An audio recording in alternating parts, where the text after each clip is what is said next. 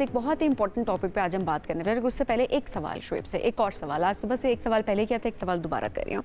Driving किससे सीखी थी आपने?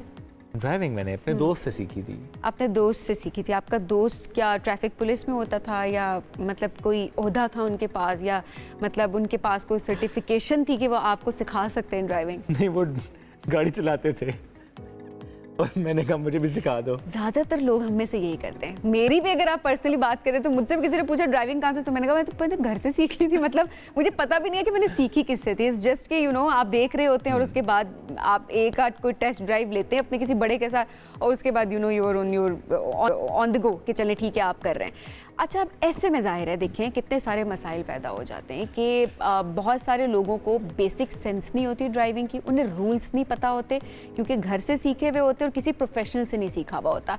ऐसे में कितने हादसात जो हैं वो हम रोड पे आए दिन देख रहे होते हैं। एब्सोल्युटली। आज हम इसी मौजू पर बात करेंगे कि जो हादसात हैं ये बढ़ क्यों रहे हैं, क्या वजह इसकी मौरूसी है, यानी अपने बड़ों से बस आपने हल्का फुल्का सा सीख लिया, उसके बाद आपने गाड़ी निकाली और उसने कहा ड्राइवर और माहिर ड्राइवर बन जाएंगे हम। ड्राइवर हैं आप। तो फिर वो जो आप माहिर ड्राइवर बनते हैं ना, तो फिर काम खराब हो जाता है।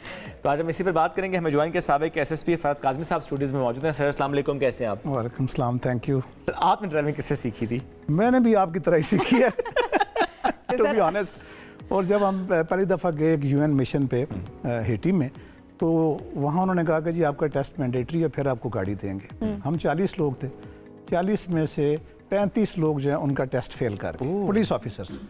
ओके, ठीक है, अच्छा। और उन सब के पास बड़े पुराने लाइसेंस थे और 10-10 साल के, 8-8 साल के, ऑल फेल, मतलब ऑलमोस्ट सारे फेल हो गए। जाहिर है। तो फिर उन्होंने हमें एक हफ्ते का वो कराया, क्रैश कोर्स कराया, और उसमें जो बेसिक हमारी खामियां थी वो उन्होंने दूर की। उसके बाद जब टेस्ट लिया तो मेजॉरिटी ने पास कर लिया। यानी छोटी छोटी फॉल्ट्स होती हैं, अवेयरनेस की कमी, और वो छोटी एक्चुअली सर काफ़ी बड़ी होती हैं जब आप रोड के लिहाज से अपनी सेफ्टी और किसी दूसरे की जान की अगर बात कर रहे होते हैं। अब क्या आपको भी यही वजह लग रही है कि हमें बेसिक रूल्स नहीं पता होते, हम बस घर से सीखा और ड्राइविंग करने हम निकल पड़ते हैं? ये अनफॉर्चुनेटली हमारा ये कल्चर है कि हम अपने बड़ों से ही गाड़ियाँ सीखते हैं चलानी। या पहले ट्रैक्टर, गाँव में है तो ट्रैक्टर सीख लिया चलाना, और फिर उसके बाद सिफारिश करा के लाइसेंस ले लिया और शहर में घुसाए। और देखें, अब इसमें ये एक बहुत बड़ा फिनोमेना है, बहुत बड़ी ये इशू है। इसको हम किसी एक सेशन में इस तरह एड्रेस नहीं कर सकते। इसमें जो सबसे बड़ी बात ये है कि जो लाइसेंस इशू करने का जो मयार है वो एक जैसा नहीं है।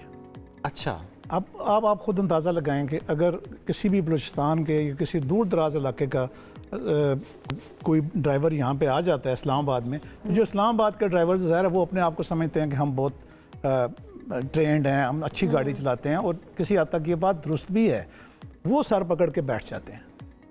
अब जाहिर है पंजगूर का ड्राइवर यहाँ पे आके गाड़ी चलाएगा, जो वहाँ पे कच्ची सड़कों पे और अपने महल्ले में गाड़ी, ज़रा हर इलाके की डायनामिक्स मुख्तलिफ हैं। ठीक है। तो अब इसका सलूशन की तरफ अगर हम जाएं तो हम ये कहेंगे कि जो एक ही अथॉरिटी हो, जो एक अथॉरिटी हो। क्यों नहीं है पाकिस्तान में ये?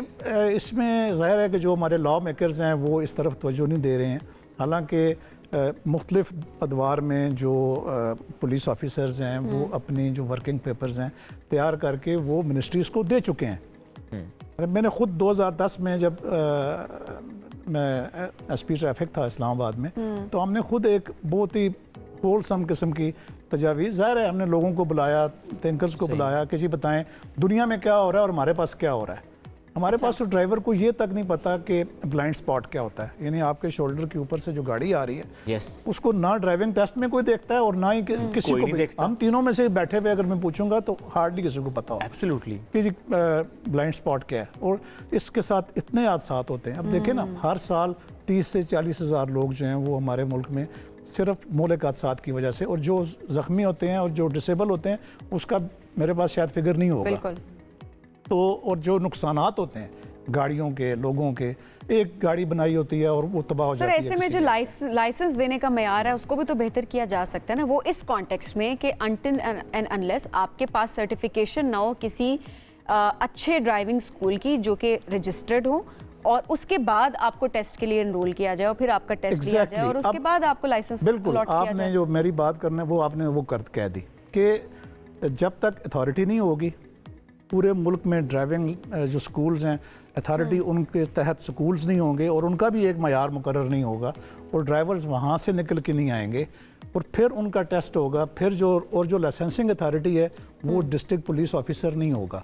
अब देखें ना, जब किसी को चीज़ देने की बात आती है ना, तो वो जो डिस्ट्रिक्ट पुलिस ऑफिसर कोई भी हो वो अपना अख्तियार छोड़ने को तैयार नहीं है। इसी तरीके से जब अथॉरिटी बनाने की बात आती है तो जो सूबे हैं वो कहते हैं कि जी इसमें तो रेवेन्यू इन्वॉल्व है, क्योंकि जब अथॉरिटी बनेगी तो वो रजिस्ट्रेशन प्लेट्स भी वही देगी और आप सूबे देते हैं ना, सही, वो फिर हो जाएगा जी पूरा फेडरल देगा।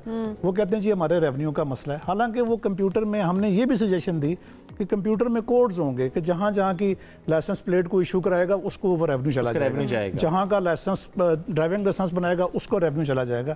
लेकिन वो लोग गिव अप करने को तैयार नहीं है। रेजिस्टेंस ये आती है और ये बहुत आसान है, ये कोई बहुत बड़ा वो नहीं है। बहुत से मुल्कों ने इसी मॉडल को अपनाया भी तो हुआ है और शायद इसी वजह से उनके यूके ने अपनाया हुआ है, अमेरिका ने ये अपनाया, पहले वहाँ पे भी ऐसे ही था। इवन 90s तक अमेरिका में इस तरह का ही सिस्टम था कि हर काउंटी अपना लाइसेंस दे रही थी और सारों के साथ वो लिंक नहीं था। फिर उन्होंने भी अपने सिस्टम्स को इम्प्रूव किया है।